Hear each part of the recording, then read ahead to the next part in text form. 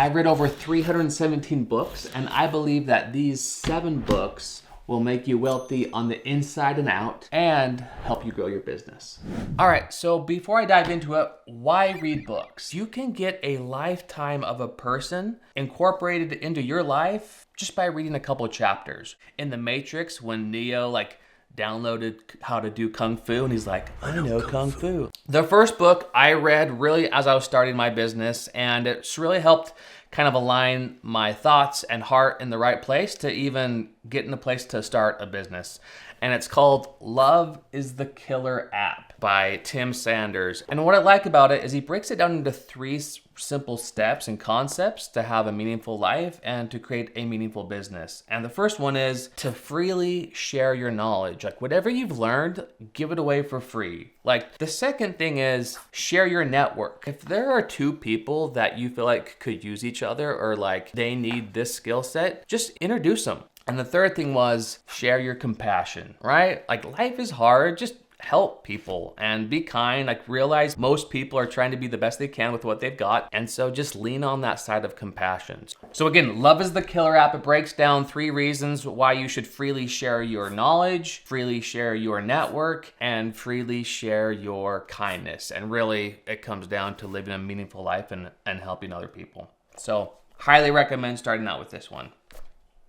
The next one is the ideal team player. When you start a business, you need to have a team, or you don't have to, but eventually you're going to want a team. And it's important that that team has certain values to the ideal team player. And they broke it down into 3 values that every organization should have, or really any team should have to run healthy and to be able to grow and progress and contribute. And those 3 values were a person needs to be hungry, like they have to want to learn, they want to have to grow. Humble, they have to be willing to learn and grow. Hungry, humble, and smart. They have to be able to figure stuff out, right? If you give them a job, they have to be able to, hey, let me figure this out and we'll get there. And with those 3 values, a company can really grow. So we've really started to incorporate those values inside our business and have seen a ton of growth. But not only that, but if you read the book, it breaks down like a scorecard or interview questions that you can ask. So as you're interviewing people, you can go through their framework, ask these questions, and that can really help you identify,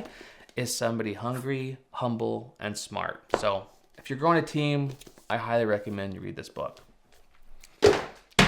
The third book that's been really helpful is Traction. This really is an all-in-one business strategy and organization book. And really, if you're a business owner, I would be surprised if you haven't heard of this book, Traction. This gets tossed around in a lot of entrepreneur circles, a lot of conferences. And basically, as a business owner, you need to be able to answer 8 questions. And it puts what those 8 questions are in this book. And it also gives you these really simple frameworks that you can use to write it down and pass it throughout the team so everyone knows what the vision is, where we're going, how do we measure success, and how do we measure success along the way. If you haven't read it, I recommend Traction. The 4th book was, it's really a leadership book.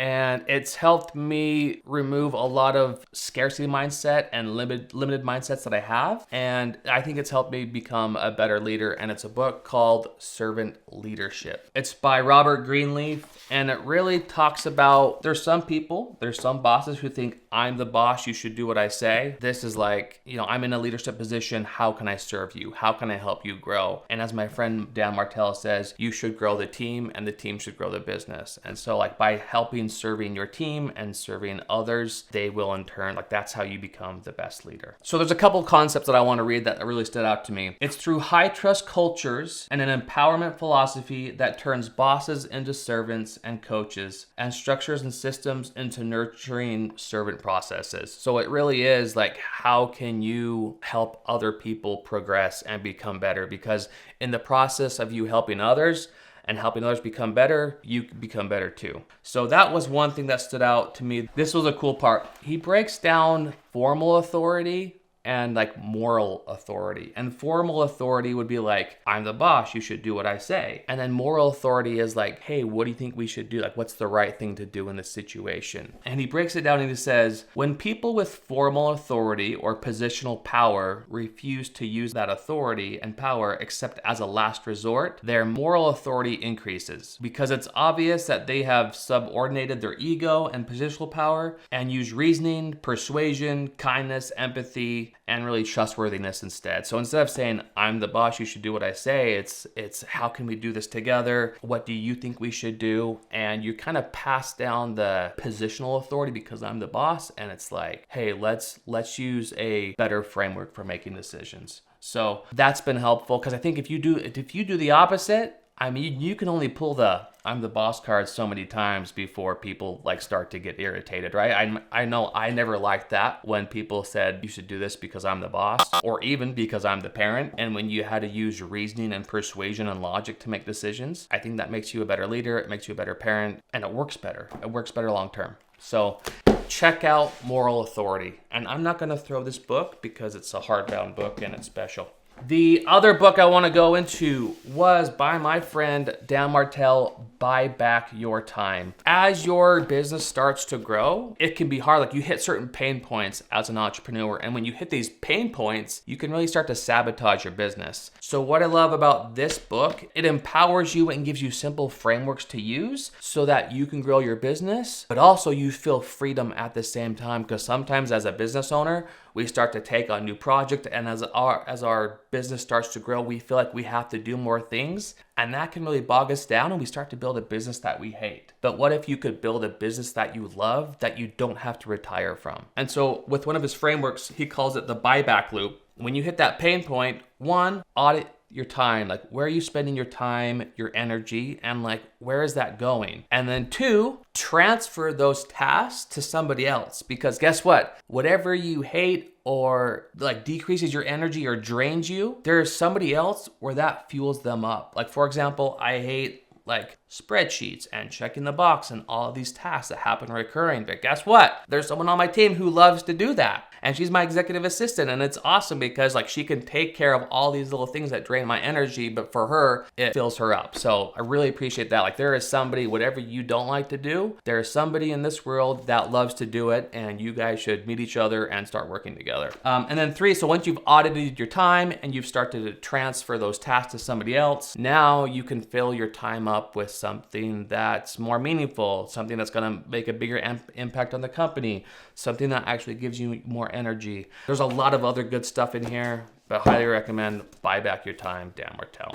The sixth book on my list it's really important. It's about it's a financial model. And as your business starts to grow, like I remember I didn't really know how to manage my money. In fact, the very first advice my business coach gave me when I started my business, she's like, Jake, you need a business account. You need a business checking account. You can't run everything through your personal checking account. And I'm like, oh, okay. But like, you start a business not knowing what to do, but as you grow, you figure stuff out. And I remember one year I had made more money than I ever had like that year, especially coming from a job where I got paid a low salary, and like I didn't know where this money was going. And when I finally checked the profit and loss statement, the P&L, yes, I made all this money, but guess what my profit margin was? It was 1%, a 1% profit margin. So it's like all this work and I didn't keep any of it. Well, that's why you should read Profit First, because it gives you a framework that you can implement. It tells you shouldn't have one business account. You should have at least 5 different business accounts, and you should automate a lot of the money flow, because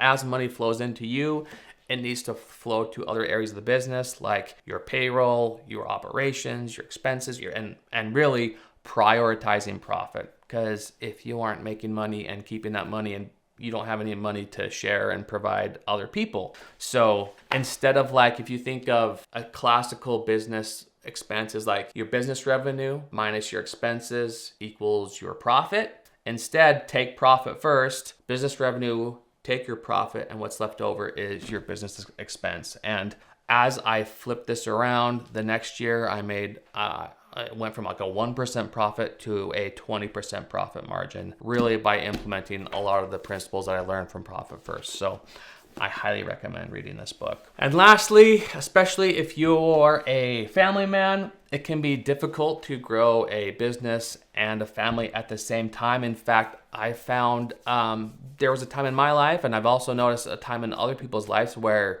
they say they want to start a business to like provide for their family. But if you're only spending time in your business and it's coming at the expense of your family, like, is it really worth the risk, right? Like especially reading the book, The Family Board Meeting by Jim Shales. Like, he goes into the change and transformation that happened as he started to spend more time with his family. And the takeaways I got is, I know that we have like quarterly meetings and yearly meetings with our team where we talk about the growth of the business. I was like, if we're spending like those meetings for our business, why not create family board meetings and plan out the year with our family, or plan out the next quarter with our family? A couple things I want to share from this was, again, he has basically every quarter, so every 90 days, with one of your kids, spend at least 4 hours of uninterrupted time with them. I remember I did this a little bit ago with my son. He's 6 years old, and I said, "Hey, dude, like, it's our day. Like, what do you want to do together?" And of all the things we could have done, he's like, "Dad, I just want to go to Shills."